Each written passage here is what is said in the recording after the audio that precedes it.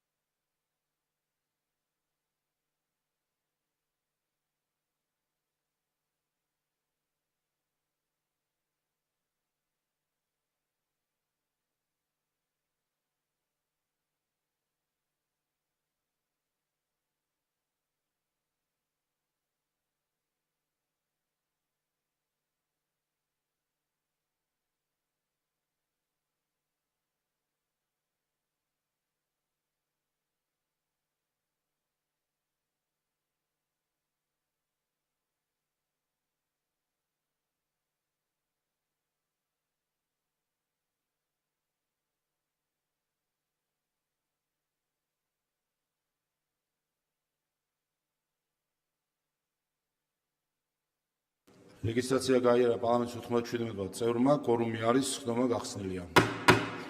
გთხოვთ დავამტკიცოთ მიმდინარე კვირის დღის წესრიგი, მადლობა, მოკლედ შეგახსენებთ განრიგს, გაგაცნობთ განრიგს მიმდინარე კვირისთვის. დღეს გამომდინარე იქიდან 2 კვირა ზედიზედ სამშაბათს პლენარული ხდომა გაცდა, არ ჩატარდა, არ იყო საშუალება პოლიტიკური განცხადებებისა, ამიტომ როგორც ბიუროს ხდომაზე ორშაბათს დავაანონსეთ, გექნებათ შესაძლებლობა პოლიტიკური განცხადებების, დავიწყებთ პოლიტიკური განცხადებებით. 11 დეპუტატი არის ჩაწერილი პოლიტიკური განცხადებებისთვის. შემდეგ გვექნება პირველ საკითხად ეროვნული ბანკის პრეზიდენტის ანგარიში და შემდეგ გვექნება უკვე კანონპროექტების განხილვა და კენჭისყრა. ვარაუდობ, რომ დაახლოებით 4 საათზე გვექნება კენჭისყრა.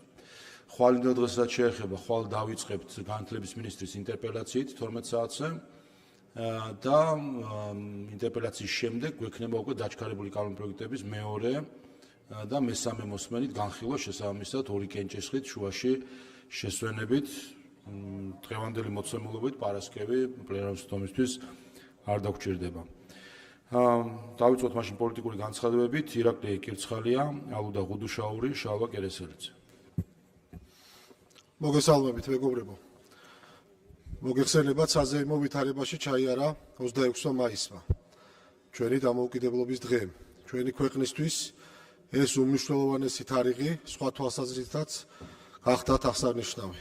რადიკალურმა ოპოზიციამ, უსამშობლოებმა, როგორც მათ ჩვენ და ჩვენი საზოგადოება ვუწოდებთ, ქვეყნისა და ხალხის ერთიანობის დღეს, დამოუკიდებლობის დღეს საპროტესტო აქცია დაანონსა. ყველას კარგად გვახსოვს საზოგადოების მძაფრი რეაქცია მათ ამ ნაბიჯზე, რომლითაც კიდევ ერთხელ დაამტკიცეს, რომ მათში არაფერია არც ქართული და არც სახელმწიფოებრივი. თუმცა უსამშობლოების ამ გადაწყვეტილებაში არაფერია გასაკვირი. თუ კი გავიხსენებთ, რა ჩაიდინეს 2011 წლის 26 მაისს, ქვეყნის დამოუკიდებლობის დღეს, როდესაც მათი რეჟიმით უკმაყოფილო საქართველოს მოქალაქეები, ასეულობით ადამიანი, რომელთაც ამის დაფიქსირება საჯაროდ გაბედეს, 4 მხრით გამოიმწყვდიეს. გასაქცევი არ დაუტოვეს და იმდენად ბრუტალურად გაუსწორდნენ, რომ ასეულობით დასახიჩრებულ ადამიანს პირდაპირ საავადმყოფოს იატაკზე ყრიდნენ. ჩვენმა საზოგადოებამ კარგად იცის, რამხელა ადამიანური მსხვერპლი მოჰყვა დანაშაულს, რომელიც რეჟიმმა საქართველოს დამოუკიდებლობის დღეს ჩაიდინა. დარწმუნებული ბრძანდებოდეთ, საკუთარი პოლიტიკური მიზნის მისაღწევად გუშინაც დიდი სიამოვნებით გაიმეორებდნენ იმავეს. ამ თემასთან დაკავშირებით შეუძლებელი არ ვახსენოთ 2 დღის წინ გადაცემა რეჟიმის ანატომიაში გასული ინტერვიუ, რომელშიც 2011 წლის 26 მაისს ნაციონალური მოძრაობის რეჟიმის ჯალათების მიერ განსაკუთრებული სისასტიკით ნაწამები და მოკლული ჩვენი თანამოქალაქის სულიკო ასათიანის ოჯახის წევრები იმ ჯოჯოხეთზე საუბრობდნენ, რაც ნაციონალურ მოძრაობამ ამ ოჯახს და სრულიად საქართველოს მოუწყო. ამ შემაძრწუნებელ ინტერვიუში ოჯახის წევრები ხვდებიან, რომ სულიკო ასათიანი განსაკუთრებული სისასტიკით აწამეს, უმძიმესი ფიზიკური დაზიანებები მიაყენეს და ენა ამოგლიჯეს. ამდენი წლის შედეგაც კი ძალიან მძიმეა ამ თემაზე საუბარი. წარმოუდგენელია როგორც ამ სისტემური დანაშაულის მასშტაბი, ისე შეუძლებელია წარმოვიდგინოთ ის, თუ რაც გრძნობდნენ სულიკო ასათიანის ოჯახის წევრები, როდესაც ადამიანის კვლელი რეჟიმის მესვეურები ყველაფერთან ერთად გარდაცვლის დაკრძალვაზე მეზობლებსა და ნათესავებს მუქარით და დაშინებით უგზავნდნენ მისვლას. დღევანდელი გადმოსახედიდანაც კი როგორი დასაჯერებელია, რომ ეს საქართველოში ჩვენ ქვეყანაში ხდებოდა. ამ ფონზე ნაციონალური მოძრაობა, რომელსაც ქართული არაფერის ცხია და როგორც წარსულს, ისე დღესაც უცხოელი პატრონების დავალებებს ასრულებს, კიდევ ბედავს და სიტყვის თავისუფლებაზე და დემოკრატიაზე საუბრობს. სიტყვის თავისუფლებასა და დემოკრატიაზე, როდესაც ცოცხალი ადამიანი უსასტიკესად აწამეს და ენა ამოაჭრეს, მხოლოდ და მხოლოდ იმიტომ, რომ მათი რეჟიმის კრიტიკას, ანუ ხმის ამოღებას ბედავდა. ტრაგედიაა, რომ ჩვენს ხალხს მოუწია ცხოვრება ისეთ ქვეყანაში, სადაც ეს და მსგავსი დანაშაული, საშინელებათა ფილმის სცენარი კი არა, ჩვენი მოქალაქეობის ყოველდღიურობა იყო. ყოველდღიურობა, რომელშიც არათუ რეჟიმის კრიტიკა, თავისუფლად საუბარიც კი დაждადი იყო. ეს იყო ის ნაციონალური მოძრაობის რეალური სახე, წესი და რიგი, რის დამკვიდრებასაც ცდილობდნენ. თუ კი ვინმე მათი რეჟიმის წინააღმდეგ გამოიყენებდა ხმას, ენას ამოგლიჯდნენ. წარმოიდგინეთ, რომ 2011 წლის 26 მაისის მოვლენების საკუთარი ხალხის წინაშე ჩადენილი საშინელი დანაშაულის შედეგაც კი მოახერხეს, რომ ტერორით, მუქარით თუ მოსყიდვით საზოგადოების მღელვარება ჩააცხრეს და რომ არა ბატონი ბიძინა ივანიშვილისა და ქართული ოცნების გამოჩენა ქართულ პოლიტიკაში ამ ყველაფრის დაკანონებასაც შეძლებდნენ. თავად განსაჯეთ, რამდენად ძლავრი იყო მათი ტერორისა და შიშის ფაქტორი, რამდენად ძლავრად იყო ის ხალხში გამჯდარი, რომ ქართული ოცნების ხელისუფლებაში მოსვლის შემდეგაც კი დიდი დრო დაგჭირდა, რომ სულიკო ასათიანის ოჯახის წევრებს ნაციონალური მოძრაობის რეჟიმის არაადამიანობაზე და მათ მიერ ჩადენილ გაუგონარ ბოროტებაზე ხმამაღლა ესაუბრათ. დაფიქრდით იმაზეც, რამდენად დამთქმული და დაშინებული უნდა იყოს ყოფილიყო იმ დროს ქართველი, რომ მეზობელს და ნათესავს გვერდით არ დასდგომოდა და დაკრძალვაზე არ მისულიყო. დიახ, სწორედ ასეთი იყო რეალობა, რომელიც ქართულ ოცნებას დახვდა ამ ყველაფრის გათვალისწინებით წლების განმავლობაში ნაციონალური მოძრაობის მიერ მოსახლეობაში დათესილი შიშისა და ტერორის ფონზე, რომ დღეს მათთვის პასუხის მოთხოვნას ვახერხებთ, დამიჯერეთ, ეს დიდი მიღწევაა. თუმცა გამოუგნებელია, რომ ეს დანაშაულებრივი ძალა, რომელმაც ჩვენს ხალხს წლების განმავლობაში ჯოჯოხეთი გამოატარა, დღეს ბედავს და სიტყვის თავისუფლებაზე საუბრობს. ძალა, რომლის მმართველობის პირობებში ადამიანებს განსხვავებული აზრის გამო დევნიდნენ, აშინებდნენ, აწამებდნენ და ღირსებას ულახავდნენ. ვერასოდეს იქნება თავისუფლების, დემოკრატიისა და ადამიანის უფლებების სახელით მოსაუბრე. ნაციონალურ მოძრაობას უფლება არ აქვს საზოგადოებას თავისუფლებაზე ელაპარაკოს, უფლება არ აქვს იმ ფასეულობების დაცვაზე საუბრობდეს, რომელიც თავას სისხლში ჩაახშო. ეს არის უსამშობლო ძალა, რომელიც წარმოადგენდა და ახლაც წარმოადგენს ძალადობის, შიშის, ტერორის, უსამართლობის და ადამიანის უფლებებისა თუ ყველაზე ძვირფასის სიცოცხლის ფეხქვეშ გათელვის ეტალონს საქართველოში. ამიტომ განსაკუთრებით მნიშვნელოვანია, რომ საზოგადოებამ, ჟურნალისტებმა, სამოქალაქო სექტორმა და თითოეულმა მოქალაქემ ყოველ ჯერზე კაფიოდ შეახსენოს ამ ძალას მათი წარსული, მათი ქმედებები და ის მძიმე შედეგები, რომელიც ქვეყანას და ხალხს მოუტანეს. არავის მივცემთ ისტორიის გადაწერის, სამართლის გადაფარვისა და საკუთარი პასუხისგებლობისგან გაქცევის უფლებას.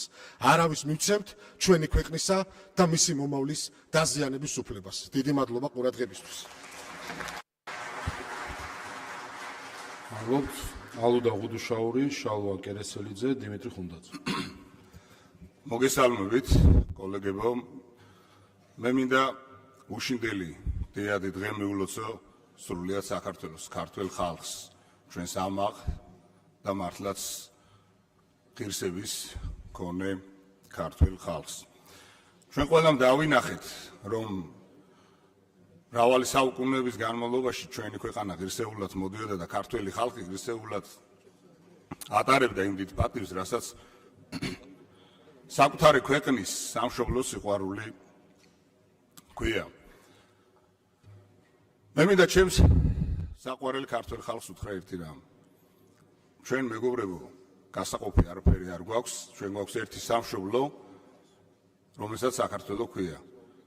ჩვენ ბუნებრივია და აუცილებელიც არის, რომ უნდა ვიკამათოთ, ვიდებატოთ, დისკუსია გავმართოთ ეკონომიკის საკითხებზე, გნებავთ სხვადასხვა საკითხებზე, მაგრამ არამს და არამს ჩვენ ვერ გვექნება დისკუსია სამშობლოს სიყვარულზე, ქართველი ხალხის სიყვარულზე, ჩვენს ერთიანობაზე და რა თქმა უნდა ეროვნულობაზე. მაგრამ ის დიადი დღე, რომელსაც ჩვენ გუშინ აღნიშნავდით, კიდევ ერთხელ შეგვახსენებს, რომ ყოველ წუთიერად სჭირდება დაცვა. დაცვა სჭირდება დამოუკიდებლობას და ალბათ ისე როგორც არასდროს დღესაც ჩვენი დიადი, წინაპრები და მათი სულები შეგვახსენებენ, რომ ჩვენ დღესაც ვართ იმ ბრძოლაში, რომ დიახ მუხჩაუხრელად უნდა ვიშრომოთ, ვიბრძოლოთ, რომ ჩვენი ქვეყანა კლავაც ჩვენს მომავალ თაობას დაუტოვოთ მართლაც დამოუკიდებელი. ჩვენი ეროვნული გმირების, ჩვენი დიადი წინაპრების სისხლით მორწყული ჩვენი ქვეყნის თითოეული გოჯი შეგვახსენებს, რომ ამ ქვეყნის ღალატი აქეთ-იქით თვალების ეცება, რომ ვინმე მოიყვანო, ან ვინმეს უკაცრავად და კალთაში ჩაუხტი, ან ზურგზე შეახტე იმისთვის, რომ შენი ქვეყანა და ეს მართვა გეგონოს, ეს არის სამარცხვინო და ამორალური. კიდევ ერთხელ ვიძახი, ჩვენ აქ იმიტომ არ ვართ, რომ იოტისოდენა მაინც დავთმოთ ის პრინციპულობა ან ღირსება, რომელიც ჩვენმა აი იმ დიადმა ადამიანებმა დაგვიტოვეს, რომელთა სულის ზეიმიც იყო გუში. ამიტომ ნურავის ექნება იმის ილუზია, რომ მაგალითად ამა თუ იმ ფორმით და მნიშვნელობა არ აქვს, როგორცაც არ უნდა ფიქრობდნენ. გთხოვთ რომ დავიმატოთ, ჩვენ ხედავთ, რომ სამწუხაროდ ეს ადამიანები ქვეყნის ტრობაზეც კი მიდიან, როგორი სამარცხვინო არის და ამორალური არის, რომ საკუთარ ქვეყანას ედავებოდე და ადანაშაულებდე 1000 გვარ სიბინძურეში. შეიძლება არ მოგწონდეს ხელისუფლება ან კონკრეტული თანამდებობის თუ პოლიტიკური პირი, მაგრამ შენი ქვეყანა ასე გძულდეს, ეს არ მოუდგენელია. ბუნებრივია მათთან ვერც სიყვარულზე გვექნება საუბარი, ვერც სამშობლოს ერთგულებაზე, მაგრამ ერთი რამ უნდა გაიგონ. ჩვენ არსად არც ერთი ნაბიჯით დახევას არ ვაპირებთ უკან, სადაც გადის ქვეყნის ინტერესი, სადაც გადის ჩვენი ქვეყნის ღირსება და ქართველი ხალხის ინტერესი.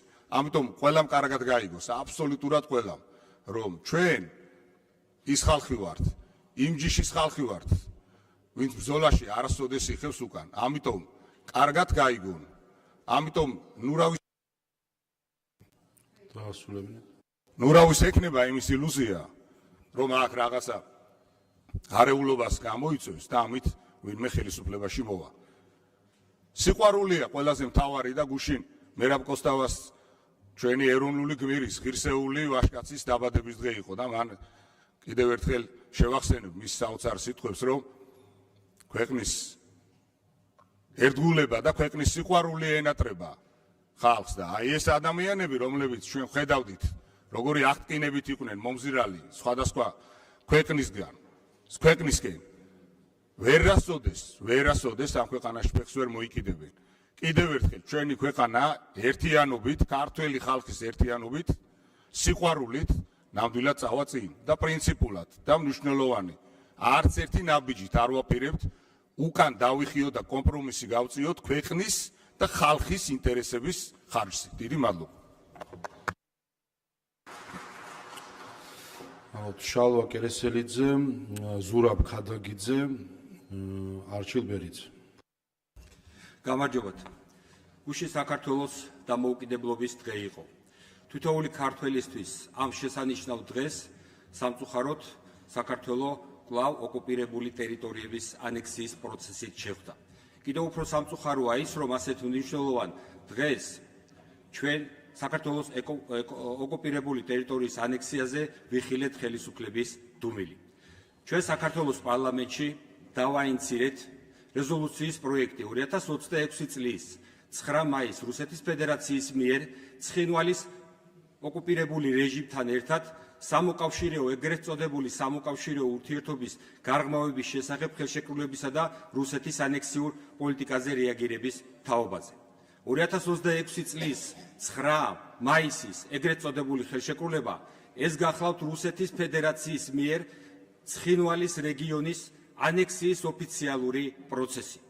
რუსეთი უკვე აღარ მალავს საქართველოს ისტორიული და კუთვნილი ტერიტორიების მითვისებას. დოკუმენტი ითვალისწინებს ოკუპირებული ისტორიული სამაჩაბლოს რეგიონის სოციალური, ეკონომიკური, სატრანსპორტო, ენერგეტიკული, თავდაცვის, საერთაშორისო მიმართულებების რუსეთის ფედერაციაში სრულ ინტეგრაციას. გარდა ამისა, რუსეთის ფედერაციის მოქალაქეებს ენიჭებათ უფლება დაიკავონ მაღალი თანამდებობები ოკუპირებულ რეგიონში. ერთობლივი სასაზღვრო პოლიტიკის ფარგლებში კი მიმდინარეობს საოკუპაციო ხაზის ფაქტობრივი გაუქმება და ცხინვალის რეგიონის რუსეთის ადმინისტრაციულ სივრცეში შეყვანა. ეს არა მხოლოდ ოკუპაცია, არამედ საქართველოს ისტორიული მიწის სამაჩაბლოს საბოლოოდ მოწყვეტა და რუსეთის სივრცეში გადატანის მცდელობაა. თუ ეს პროცესი დროულად არ დასრულდა და რეაგირება არ მოყვა ხელისუფლების მხრიდან, დამერწმუნეთ, საქართველოს ოკუპირებული ტერიტორიების დაბრუნება არათუ მძიმე, არამედ შეიძლება ოცნების დონეზეც დარჩეს. სწორედ ამიტომ დღეს რუსეთის აგრესიაზე არანაკლებ საგანგაშო ხელისუფლების დუმილი გახლავთ. როდესაც ხელისუფლება ანექსიის წინააღმდეგ ხმას არ იღებს, როდესაც არ არსებობს არც პოლიტიკური რეაგირება, არც დიპლომატიური ბრძოლა და არც საერთაშორისო პარტნიორების მობილიზება, დიახ, საქართველოს პარლამენტი რჩება ერთადერთ ინსტიტუციად, სადაც მკაფიოდ უნდა ითქვას და მკაფიოდ უნდა განაცხადოთ, რომ საქართველოს არასდროს შეეგუება საკუთარი ტერიტორიების ოკუპაციას. საქართველოს ხელისუფლებას ჯერ კიდევ აქვს შანსი იმოქმედოს საქართველოს სახელმწიფო ინტერესების გათვალისწინებით. სწორედ ამიტომ მოუწოდებ მე საქართველოს პარლამენტს შევწყვიტოთ დუმილი და მხარი დაუჭიროთ საქართველოს ტერიტორიების ანექსიის წინააღმდეგ რეზოლუციას. მოუწოდებ საქართველოს მთავრობას დაუყოვნებლივ აღადგინოს მჭიდრო ურთიერთობები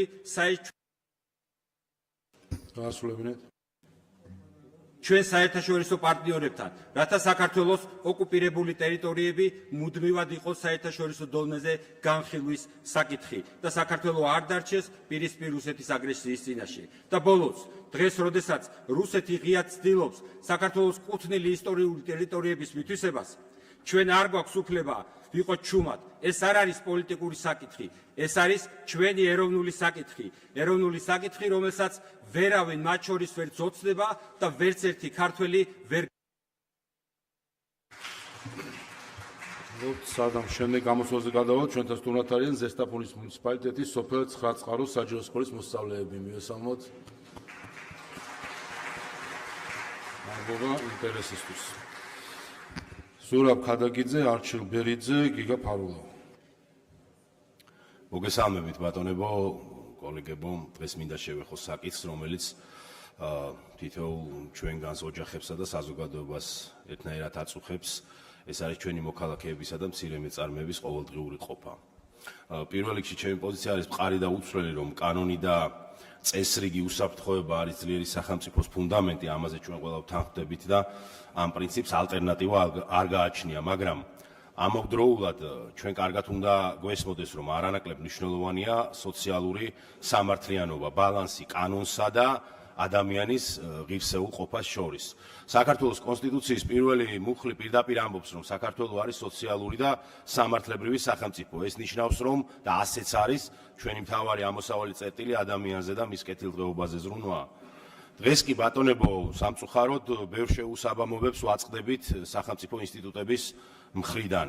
იმ ფონზე რომ ქვეყანაში რიგი მიზეზების გამო ფასები იზრდება, ჩვენ დამატებით ვამძიმებთ სოციალურ ფონდს მკვეთრად გაზრდილი ჯარიმებითა და სახელმწიფო მომსახურების გაძვირებული გადასახადებით.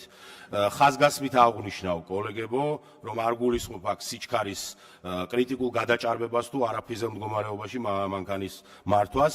საკითხი აქ პარკირების, მსუბუქი მუნიციპალური წესების, საყოფაცხოვრებო რეგულაციებისა და მეწარმეებისათვის საორგანიზაციო ჯარიმების გაუფრთხილებელ ხშირად დისტანციურ დაჯარიმებაზე. რა გამოდის, რომ ხელოვნურად უძვირებთ ცხოვრებას, საკუთარ საზოგადოებას, აი ამაზე დასაფიქრებელია ეს საკითხი. როდესაც გადაწყვეტილებები მხოლოდ სანქციებზე, დაჯარიმებასა და ფინანსურ წნეხზეა ორიენტირებული, ჩვენს მოქალაქეებში სამწუხაროდ ჩნდება გაუცხოება. ეს გაღიზიანება კი ადრე თუ გვიან გადაიქცევა უნდობლობად სახელმწიფო პოლიტიკის მიმართ. დარწმუნებული ვარ, ეს არავის გვინდა განსაკუთრებით ხელისუფლებას. ჩვენი მიზანი ხო სახელმწიფო ინსტიტუტების გაძლიერება და არა ხალხთან მათი დაპირისპირებაა. უნდა დავფიქრდეთ აუცილებლად ჯარიმა ხომ სოციალურ სახელმწიფოში პრევენციას უნდა ემსახურებოდეს და არა სადამჯელო ღონისძიებას. ვალდებულები ვართ სანქციები ჩვენი მოსახლეობის ბრძვით არ იქცეს, რომ ადამიანსა და მცირე ბიზნეს განვითარების მოტივაცია არ დაუკარგოთ. აუცილებელია ვიკითხოთ კიდევ ერთი საკითხი, რამ განაპირობა სახელმწიფო სერვისების ასეთი გაძვირება, რა რეალური თვითღირებულება გაიზარდა მომსახურებისა სხვადასხვა სააგენტოში, რომ მოქალაქეს, რომელიც ისედაც იხდის გადასახადებს, დამატებითი ფინანსური ტვირთი არ გაუჩნდეს. ეს სერვისები ხომ მაქსიმალურად ხელმისაწვდომი უნდა გავხადოთ. დამამთავრებინეთ ბატონო თავმჯდომარე, თუ შეიძლება ნახევარწუთში ჩავეტევი. მეგობრებო, ჩვენი უპირველესი ამოცანაა, რომ სახელმწიფო მოქალაქეში დაინახოს თანასწორი პარტნიორი და არა მხოლოდ პოტენციური დამრღვევი. მოდით ჯერ შევქმნათ ისეთი ინფრასტრუქტურა და საზოგადოებრივი ტრანსპორტი უფრო კომფორტული გავხადოთ, ხელმისაწვდომი, სახელმწიფო აპარატი მოქალაქის საჭიროებებზე მაქსიმალურად ორიენტირებული იყოს და ამის შემდეგ მოვთხოვოთ მკაცრად დაცვა წესებისა. სოციალური და კანონსა და ადამიანს შორის ღირსეულ ურთიერთობას. დიდი მადლობა.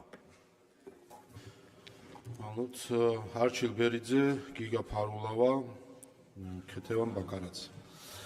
მოგესალმებით, კოლეგებო. დღეს, როდესაც ქვეყანა დგას მნიშვნელოვანი შიდა და საგარეო გამოწვევების წინაშე, განსაკუთრებით მნიშვნელოვანია, რომ პოლიტიკური დისკურსი იყოს ფაქტებზე დაფუძნებული და ორიენტირებული საზოგადოებრივი ინტერესების დაცვაზე. თუმცა სამწუხაროდ ბოლო პერიოდში ვხედავთ სრულიად საპირისპირო სურათს ხელოვნურად შექმნილ დღის წესრიგს, რომელიც არ ემსახურება ქვეყნის განვითარებას, არამედ მიმართულია საზოგადოების შეცდომაში შეყვანისა და დეზინფორმაციის გავრცელებისკენ. მინდა თქვენი ყურადღება გავამახვილოს სწორედ იმ დღის წესრიგზე, რომელიც გარკვეული პოლიტიკური ჯგუფებისა და მათთან დაკავშირებული პირების მხრიდან მიზანმიმართულად ყალიბდება. თუ დავაკვირდებით მათ განცხადებებს, რეაქციებსა და შეფასებებს სხვადასხვა საკითხზე, ნათლად დავინახავთ ერთ ტენდენციას, პრინციპულობის ნაკლებობას, არათანმიმდევრულობას და ხშირ შემთხვევაში აშკარა მანიპულაციას. ჯერ გვესმოდა ბრალდებები თითქოს ქვეყანა ინვესტიციების გარეშე რჩებოდა, მაგრამ როგორც კი მრავალ მილიარდიანი ინვესტიცია განხორციელდა და კონსტრუქციული მიდგომის ნაცვლად დაიწყო საუბარი არაბიზაციაზე, შიშების გაღვივებასა და ნიჰილიზმის დანერგვაზე, განსაკუთრებით აჭარაში, რეგიონში, რომელიც ყოველთვის ერთდროულად იდგა საქართველოს სახელმწიფოებრიობის სადარაჯოზე. მას შემდეგ, რაც ხელისუფლებისა და მათ შორის პრემიერ ირაკლი კობახიძის განმარტება საზოგადოებას რეალური სურათი დაანახა და ცხადი გახდა, რომ ინვესტიცია ქვეყნის ეკონომიკურ ინტერესებს ემსახურება, ეს თემა ოპოზიციის დღის წესრიგიდან მალევე გაქრა. რადგან ხელოვნურად შექმნილმა ნარატივმა ვეღარ გაამართლა, როდესაც ფაქტები ჩნდება, მათი ნარატივებიც ქრება. დღეს შემდეგი დღის წესრიგში გადმოვიდა განათლების რეფორმა. აქაც ვიხილეთ იგივე სცენარი, ხმამაღალი, თუმცა ზედაპირული კრიტიკა. მიუხედავად იმისა, რომ ხელისუფლება მზად იყო ღია დისკუსიისთვის და მონაწილეობდა საჯარო დებატებში, ოპოზიციის მხრიდან ვისმენდით არა არგუმენტირებულ პოზიციებს, არამედ დემაგოგიასა და პოპულიზმს. შემდეგ ეს თემაც მალევე დაიხურა და ისევ რადიკალური ჯგუფებისთვის არამომგებიანი პოლიტიკური ეფექტის გამო. ეს ციკლი განმეორდა არაერთხელ, თემები იცვლება, მაგრამ მეთოდი იგივე რჩება. ხელოვნურად შექმნილი აჟიოტაჟი, დროებითი ხმაური და შემდეგ სწრაფი დავიწყება. ბოლოს კი მივიდნენ იმ ეტაპამდე, როდესაც არ ერიდებიან ემოციური და მგზნობიარე საკითხების პოლიტიკური სპეკულაციების გამოყენებას, ხოლო რეალური პრობლემები იგნორირებულია. განსაკუთრებით შემაშფოთებელი იყო ის, რაც ვიხილეთ ჯანდაცვის მინისტრის ინტერპელაციის დროს, მაშინ, როდესაც მინისტრი დეტალურად განმარტავდა იმ რეალურ მიზეზებს. სულ შეიძლება დავამთავრებინეთ ბატონო. რის გამოც სახელმწიფო ვერ ახორციელებს აღნიშნული მედიკამენტის შემოტანას და არგუმენტად საერთაშორისო ავტორიტეტული ორგანიზაციების შეფასებას იშველიებდა, ოპოზიციის მხრიდან ვიხილეთ არაპასუხისმგებლიანი დამოკიდებულება, არამედ უკიდურესად სენსიტიური თემით პოლიტიკური სპეკულაცია, სხვადასხვა ლოზუნგებით. ბავშვების სიცოცხლე პოლიტიკური ლოზუნგების თემა არ არის.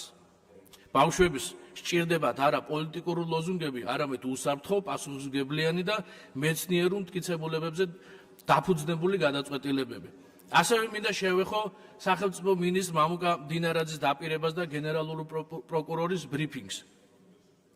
მოძალადე პირების დაკავებასთან დაკავშირებით საზოგადოებამ ნათლად დაინახა, რომ სახელმწიფო მოწოდების სიმაღლეზეა და ყველა დანაშაულს მოყვება შესაბამისი სამართლებრივი რეაგირება. აღნიშნულმა მოვლენებმა კიდევ ერთხელ გაანადგურა რადიკალური ჯგუფების მიერ შექმნილი ხელოვნური ნარატივი. საბოლოოდ კი ნათელია, რომ მათთვის არც გამოძიების შედეგია მნიშვნელოვანი და არც სიმართლის დადგენა. თავარი მხოლოდ პოლიტიკური ხმაურია, რომელიც უნდა გაგრძელდეს მიღებული დავალებების შესაბამისად. ეს კიდევ ერთხელ აჩვენებს, რომ მათი დღის წესრიგი არ არის ორიენტირებული ქვეყნის და მოქალაქეების რეალურ საჭიროებებზე. ის აგებულია მხოლოდ იმაზე, თუ რა შეიძლება იყოს მათთვის პოლიტიკური ქულების მომტანი, ხმაურიანი და მოსაწონი გარე აქტორებისთვის. ჩვენი გუნდის თავარი ამოცანა კი არახელოვნური დღის წესრიგის შექმნა, არამედ რეალური პრობლემების გადაწყვეტა და საზოგადოების ნდობის გამართლება. სწორედ ამ პრინციპების დაცვით ვაგრძელებთ მუშაობას. დიდი მადლობა. გიგა ფარულავა, ქეთევან ბაკარაძე, ლიკა შარტავა. მოგესალმებით. სახელმწიფოს მართვა უმაღლეს ზნეობრივ სტანდარტს და პასუხისმგებლობას მოითხოვს. თუმცა დღეს ვხედავთ ოცნებას, რომელიც თავად იქცა ამ ქვეყანაში ძალადობის და ზიზღის მთავარ შემოქმედად. თქვენთვის სიძულვილის ენა დასაძლევი პრობლემა კი არ არის, არამედ პოლიტიკური იარაღია. თქვენ შეგნებულად აპირისპირებთ საზოგადოებას, რადგან ფიქრობთ, თქვენი ერთადერთი შანსი ძალაუფლების შენარჩუნებისთვის დაყოფილი და ერთმანეთს გადამტერებული ხალხია. სიძულვილის ენასთან მებრძოლის რანგში გვევლინება ხელისუფლება, რომელმაც პოლიტიკური ლექსიკონის ყოველდღიურ ტერმინებად აქციეთ სიტყვები: აგენტები, ტრები, მოღალატეები, გარეწრები და სხვა მრავალი. სინამდვილეში ოცნება არა მხოლოდ სიძულვილის ენის მთავარი ავტორი, არამედ თავად სიძულვილის და მასობრივი ძალადობის მთავარი ორგანიზატორია. შეგახსენებთ ბოლო წლების განმავლობაში თქვენთან დაკავშირებული ორგანიზებული ჯგუფების მიერ სამოქალაქო აქტივისტებზე, ჟურნალისტებზე თავდასხმებს, სატელეფონო ზარებს, სადაც ორგანიზებულად თქვენს მიმართ კრიტიკულად განწყობილი ადამიანების მიმართ ხორციელდებოდა ზარები და აგინებდნენ. ეს არის მცირე ჩამონათვალი, რომელზეც სამართლებრივი შედეგები არ დამდგარა. თქვენ ხართ ხელისუფლება, რომელიც პარტიას აიგივებს სახელმწიფოსთან და პროპაგანდის შედეგად საზოგადოება გახლიჩეთ და ორად დაყავით, მომხრეებად და მტრებად.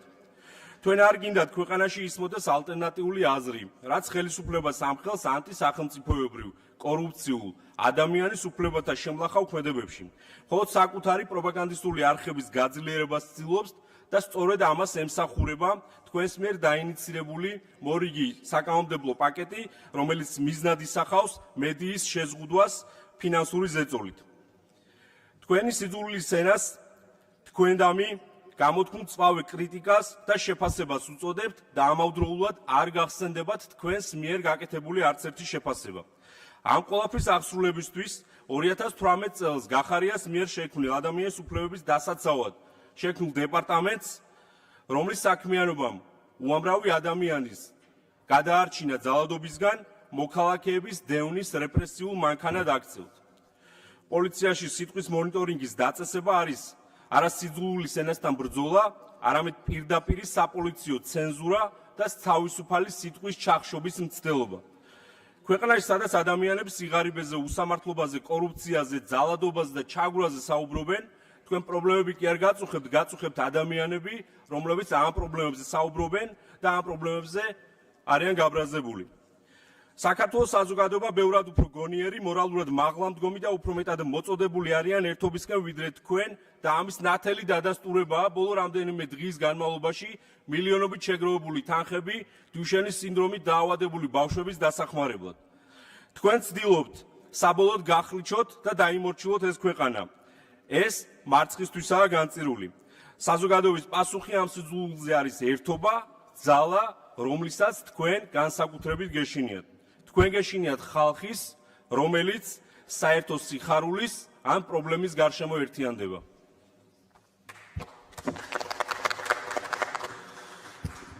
ქეთევან ბაკარაძე, ლიკა შარტავა, გამარხვედელია. მოგესალმებით. ძიუშენის ბავშვებისა და მათი მშობლების უწყვეტი პროტესტი უკვე მერამდენე დღეა გრძელდება კანცელარიის წინ. მოთხოვნა ეხება სასიცოცხლოდ მნიშვნელოვან პრეპარატს, რომელსაც შეუძლია ფატალური დაავადების პროგრესის შეჩერება. ამ პროტესტის პროცესში უმნიშვნელოვანესი ფაქტი მოხდა. დიდმა ბრიტანეთმა მკურნალობის ოფიციალურ პროტოკოლში შეიტანა ერთ-ერთი პრეპარატი, რომლის ხელმისაწვდომობასაც ქართველი ბავშვების მშობლები ითხოვენ. ეს სწავლები ადრე თუ გვიან საქართველოში აუცილებლად შემოვა. იქნება ეს დღევანდელი ხელისუფლების პირობებში თუ მისი შემცვლელის დროს. და ძიუშენის ბავშვებიც აუცილებლად მიიღებენ ამ მკურნალობას. თუმცა აქ ყველაზე მნიშვნელოვანი დროის ფაქტორია. თითოეული დღე. შესაძლოა ზოგიერთი ბავშვისთვის ეს დრო უკვე იმდენად დაკარგული აღმოჩნდეს, რომ პრეპარატის მიღება საერთოდ აზრიც აღარ ქონდეს.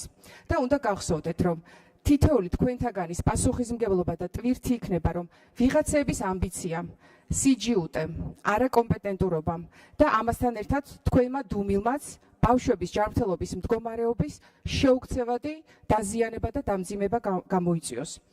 და ნუ გახდებით ამის თანამონაწილეები. სანამ ამ ყველაფერს პოლიტიკური манипуляციების, ფარმაცევტული კომპანიების მარკეტინგული ინტერესების, ექსპერიმენტის და სხვა მსგავსი სამარცხვინო არგუმენტების მოშველიებით ამართლებს ხელისუფლება და ძიუშენის ბავშვებთან ბრძოლას აგრძელებს, ამ დროს სხვა ქვეყნებში მეცნიერები ბავშვების პოზიტიურ დინამიკასა და მკურნალობის შედეგებზე საუბრობენ. დღეს განსაკუთრებით ნათლად ჩანს ერთი რამ. რაც მეტად ცდილობენ ხელისუფლების წარმომადგენელი, მათ შორის სარჯველაძე, კობახიძე და ასე შემდეგ, ძიუშენის სამკურნალო პრეპარატების ნეგატიურ კონტექსტში წარმოჩენას, მით მეტად იზრდება საზოგადოების ცნობიერება, მხარდაჭერა და ინტერესი საერთაშორისო სამედიცინო პრაქტიკის მიმართ. სულ რამდენიმე დღის წინ პროგრესულმა ქართველმა ახალგაზრდებმა და პასუხისმგებლიანმა მოქალაქეებმა თავად შეიტანეს წვლილი ამ ბავშვების მხარდასაჭერად, რომლებიც სიცოცხლისთვის ყოველდღიურ ბრძოლაში არიან. თუმცა ხელისუფლების პასუხი ამ საზოგადოებრივ ერთიანობაზე იყო არა თანადგომა, არამედ პროპაგანდისტული თავდასხმა და შეტევა. დაიწყო ახალგაზრდების წინააღმდეგ სამარცხვინო კამპანია და манипуляციური გზავნილები მათი დისკრედიტაციის პროცესის გაშავების საზოგადოების შეცდომაში შეყვანის მიზნით. ოცნების ხელისუფლება ბინძურ კამპანიას აწარმოებს მოქალაქეობრივი სოლიდარობისა და იმ ადამიანების მიმართ, ვინც ბავშვების სიცოცხლის გადასარჩენად იბრძვის. მთავარი სამიზნე არა პრობლემის გადაჭრა, არამედ ისინი, ვინც ამ პრობლემაზე ხმამაღლა საუბრობენ. როდესაც მშობლები საკუთარი შვილების სიცოცხლის გადასარჩენად ყველაფერს აკეთებენ, სახელმწიფოს ვალდებულებაა მათ გვერდში ყოფნა და მათ წინააღმდეგ და არა მათ წინააღმდეგ ინფორმაციული ომის წარმოება. შეწყვიტეთ ბავშვების სიცოცხლის პოლიტიკური ბრძოლის ინსტრუმენტად გამოყენება. იმ ფონზე, როცა თქვენივე ჩინოვნიკები იპარავენ ხალხის ფულს, ასეულობით მილიონ ლარს საქართველოს ბიუჯეტიდან, სახლებში მალავენ ოქროს ზოდებს და გადაადგილდებიან ძვირადღირებული ავტომობილებით. უბრალოდ მორალური უფლება არ გაქვთ ბავშვებს სწავლების ფული დაუთვალოთ. სანამ კობახიძე, რომელსაც ემპათიის უნარის საერთოდ არ გააჩნია, ისაუბრებს საქართველოს მოქალაქეების ბიუჯეტის რაციონალურ გამოყენებაზე, მანამდე იმ მილიონიანი მანქანიდან გადმოგბრძანდეს, რომელიც სწორედ საქართველოს მოქალაქეების ფულით არის ნაყიდი, წამალი ბავშვებს. ლიკა შარტავა, თამარ ხვედელიანი, ზაზა ნომინაცია. მოგესალმებით, გილოცავთ დამოუკიდებლობის დღეს. ჩვენი ქვეყნის ისტორიაში არის თარიღები, რომლებიც მხოლოდ ისტორიის ნაწილად არჩება, არამედ ისინი ერის ხასიათად, მეხსიერებად და პასუხისმგებლობად იქცევა. 26 მაისი სწორედ ასეთი დღეა საქართველოსთვის. დღე, რომელიც თითოეულ ქართველს გვახსენებს, თუ რის ფასად მოიპოვა ჩვენმა ქვეყანამ თავისუფლება, სახელმწიფოებრიობა და დამოუკიდებლობა. 26 მაისი არის დღე, რომელიც აერთიანებს თაობებს, აერთიანებს ტკივილს და იმ უდიდეს პასუხისმგებლობას, რომელიც ჩვენი ქვეყნის წინაშე თითოეულ ჩვენგანს გვაკისრია. საუკუნეების განმავლობაში საქართველო იბრძოდა იმისთვის, რომ შეენარჩუნებინა საკუთარი იდენტობა, სარწმუნოება, ენა, კულტურა და რა თქმა უნდა თავისუფლება.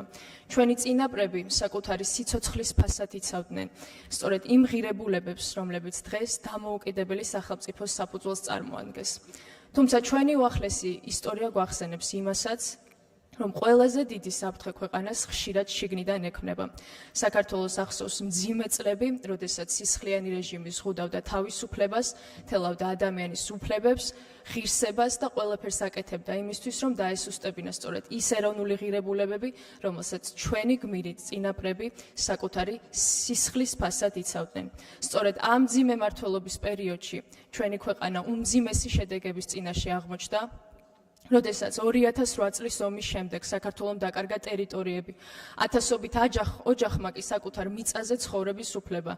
ეს იყო ტრაგედია, რომელმაც თითოეული მოქალაქის გულში დატოვა კვალი და კიდევ ერთხელ დაგვანახა, რამდენად ძვირი შეიძლება დაუჯდეს ქვეყანას არასწორი გადაწყვეტილებები და სახელმწიფოს ინტერესებზე მაღლა დაყენებული ძალაუფლება. დღეს კი სწორედ ამ რეჟიმის წარმომადგენლები გამოდიან და ბედავენ ახალგაზრდებს მიგვითითონ, თუ როგორ უნდა გვიყვარდეს ჩვენი სამშობლო, თუ რას ნიშნავს პატრიოტიზმი. მაშინ, როდესაც თავად წლების განმავლობაში საკუთარ სახელმწიფოს ინტერესებს უპირისპირდებოდნენ, შიშსა და ძალადობაზე აგებდნენ მმართველობას, ხოლო თავისუფლების იდეას პოლიტიკური ანგარიშწორებით ანაცვლებდნენ. და დღეს ეს ყველაფერი რა თქმა უნდა არ იკმარენ. ცდილობენ, რომ საკუთარ სახელმწიფოს და აი მომავალ თაობას, რომლის სახელითაც ასე ხშირად საუბრობენ, შეზღუდვები დაუწესონ და აი ამისთვის ტყუილებით შეკრულ ნარატივებს ევროპიდან ამერიკაში და ამერიკიდან ევროპაში დაატარებენ. თუმცა ავიწყდებათ ძალიან მნიშვნელოვანი. ვინ თუ არა ახალგაზრდებმა იციან, თუ რას ნიშნავს თავისუფლება. სწორედ ახალ თაობას აქვს ყველაზე მკაფიო განცდა იმისა, რომ სამშობლოს სიყვარული ძალადობით არ იზომება. პატრიოტიზმი კი აგრესიით. ახალგაზრდებმა კარგად იციან, რომ დამოუკიდებლობა მხოლოდ ერთხელ მოპოვებული ისტორიული ფაქტი არ არის, არამედ ეს არის ყოველდღიური პასუხისმგებლობა, რომელიც დაცვას, გონიერებას და ეროვნული ინტერესების ერთგულებას საჭიროებს. დღეს ჩვენ ვხედავთ, როგორც ცდილობენ სხვადასხვა გარე ძალები ჩარევებითა და დეზინფორმაციით გაუფასურონ ჩვენი ისტორია, დააკნინონ ეროვნული ღირებულებები და საზოგადოებაში დაპირისპირება გააღრმავონ. მაგრამ საქართველო ყოველთვის იდგა და იდგება საკუთარი ღირსების, დამოუკიდებლობის და ეროვნული ინტერესების სადარაჯოზე. ეს ქვეყანა არაერთხელ გადაურჩა ბევრად მძიმე განსაცდელს, რადგან ქართველი ხალხის მთავარი ძალა ყოველთვის ერთიანობა, ისტორიული მეხსიერება და სამშობლოს სიყვარული იყო. 26 მაისი სწორედ ამას გვახსენებს, რომ თავისუფლება ყველაზე დიდი პასუხისმგებლობაა, დამოუკიდებლობა კი ყველაზე ძვირფასი მონაპოვარი, რომელსაც გაფრთხილება, დაცვა და მომავალ თაობებზე ღირსეულად გადაცემა სჭირდება. დიდი მადლობა. თამარ ხვედელიანი, ზაზა ლომინაძე, თონიკე ფაღავა. მოგესალმებით. დღეს მინდა ვისაუბრო იმ არსებულ მდგომარეობაზე, რომელიც ქვეყანაში ოცნების არაკომპეტენტური სამთავრობო გუნდის მიერ გადადგმული ნაბიჯების გამოა. 2025 წელს მიზნობრივი სოციალური დახმარების პროგრამის მონაცემთა ბაზაში რეგისტრირებული მოსახლეობის რაოდენობა შეადგენდა 1.307.607 მოქალაქეს. აქედან საარსებო შემწეობის მიმღებ პირთა რაოდენობა 463.122 პირი მთელი საქართველოს მასშტაბით. ბატონმა პრემიერმა ვერაფრის ფასი რომ ვერ გააიაფა, ახლა იტყუება, რომ ვითომ ეს ციფრი არის შემცირებული. მან შექმნა ღარიბების დახლი და იქაც მხოლოდ წიწიბურის ფასი დააკლო. ამით მოქალაქეებს პირდაპირ უთხრა, თქვენ წიწიბურა ჭამეთო, ხორცი კი მდიდრებისთვის იქნებაო. შემდეგ აპლიკაცია შექმნა, სადაც კობახიძის სახელობის ფასდაკლებებით თავმოყრილია პროდუქტები, რომლებზეც ისედაც იყო ფასდაკლებები აქამდეც. მაგრამ მთელ ამ პროცესში მან ვერ გაითვალისწინა ის, რომ ჩვენს ქვეყანაში არსებობენ ადამიანები და მათი რიცხვი ძალიან დიდია, ვისაც არ აქვს smartphone. ჩვენ მოხუცებს დღეს წამალსა და საკვებს შორის არჩევანის გაკეთება უწევთ. ათასობით ადამიანს უღირსი ანაზღაურება აქვს, მაგრამ ოცნებამ არც პენსიის გაზრდაზე განაცხადა თანხმობა და არც მინიმალური ხელფასის შემოღებაზე. თქვენ ვერ გააიაფეთ ვერც ერთი პროდუქტი, მაგრამ გააძვირეთ კომუნალური ტარიფები. ბავშვებს ბაღის საჭმლის უპოვრებს სასადილოების დაფინანსების ფული მოპარეთ. როდესაც პირველ კლასელთა რეგისტრაცია დასრულდა ახლა და სრულდება, ისე ვერ სთავაზობთ ჩვენს ბავშვებს ღირსეულ პირობებს სკოლებში, რომლებიც წლებია თქვენ ვერ ააშენეთ. დღეს საქართველოში ბავშვებს შეიათ. UNICEF-ის კვლევის მიხედვით მოსწავლეთა 77% სკოლაში ზოგჯერ ან ყოველთვის განიცდის შიმშილის გრძნობას. ეს პირდაპირ მოქმედებს მათ წიგნიერებაზე, განათლებაზე, მათ კონცენტრაციაზე და რა თქმა უნდა აკადემიურ შედეგებზეც. ქვეყანაში ყოველი მესამე ბავშვი საარსებო შემწეობას იღებს, ხოლო ბავშვებში აბსოლუტური სიღარიბის დონე უკვე 20%-ს აღწევს. სოციალური დახმარება ისევ 200 ლარია ბავშვებისთვის და მარჩენალ დაკარგული ბავშვებისთვის უცვლელი თანხა 100 ლარი. ეს თანხები არ შეცვლილა წლებია და ელემენტარულ საჭიროებებსაც კი ვერ ფარავს. ამ დროს თქვენ უარს ამბობთ უფასო სასკოლო კვების დანერგვაზე ჩვენს ქვეყანაში, რომელიც მსოფლიოს განვითარებულ ქვეყნებში არის ძალიან მნიშვნელოვანი ინსტრუმენტი, როგორც საგანმანათლებლო, ასევე სოციალური, რა მნიშვნელობა აქვს ფორმაში ჩაცმულ სოციალურ თანასწორობას, თუ მშიერი ბავშვი უყურებს, როგორ ჭამს სხვა ბავშვი. საერთაშორისო კვლევებით დადასტურებულია, რომ სასკოლო კვება 2.6% იყო. 2025 წელს მიმდინარე ანგარიშის დეფიციტის დაფინანსების ერთ-ერთ მნიშვნელოვან წყაროდ კვლავ პირდაპირ უცხოური ინვესტიციები წარმოადგენდა, რომელიც წლიურად 7.6%-ით გაიზარდა და მთლიან შიდა პროდუქტთან მიმართებაში 4.4% შეადგენდა. ასეთმა ძლიერმა მაკროეკონომიკურმა ფუნდამენტურმა ფაქტორებმა შესაძლებლობა მოგცა 2025 წელს მნიშვნელოვნად შეგვევსო ჩვენი საერთაშორისო რეზერვები, რაც მოგეხსენებათ, არის ძალიან მნიშვნელოვანი ინდიკატორი, განსაკუთრებით ისეთი ქვეყნისთვის, ვისაც არ გააჩნია მდიდარი მინერალური რესურსები, ნავთობის, გაზის სახით და ამ შემთხვევაში საერთაშორისო რეზერვები ეს არის ის ბუფერი, რომელიც ქვეყნის მდგრადობას და სხვადასხვა შოკის მიმართ მის მედეგობას და მზადყოფნას ასახავს. კერძოდ, გასულ წელს 2.4 მილიარდი დოლარის ოდენობით შევისყიდეთ და შევავსეთ ჩვენი რეზერვები. წლის ბოლოსთვის რეზერვები ავიდა 6.6 მილიარდ დოლარიან ნიშნულზე, ხოლო 2026 წლის თებერვალში ისტორიულად მაღალი მაჩვენებელი დაფიქსირდა 6.75 მილიარდი დოლარი. ეს ტენდენცია დღესაც გრძელდება, ხელსაყრელი პირობებიდან გამომდინარე, კვლავ აქტიურად ვაგრძელებთ უცხოური ვალუტის შესყიდვას და 2026 წლის იანვარ-აპრილში სების წმინდა შესყიდვამ 833 მილიონი აშშ დოლარი შეადგინა. ხოლო აპრილის მდგომარეობით რეზერვების მოცულობა 6.57 მილიარდი აშშ დოლარია. რეზერვების ეს დონე აღემატება ეგრეთ წოდებულ ადეკვატურობის დონეს, რომელიც დაითვლება საერთაშორისო სავალუტო ფონდის მეთოდოლოგიით. ამჟამად ჩვენ ვართ იმყოფებით 106.1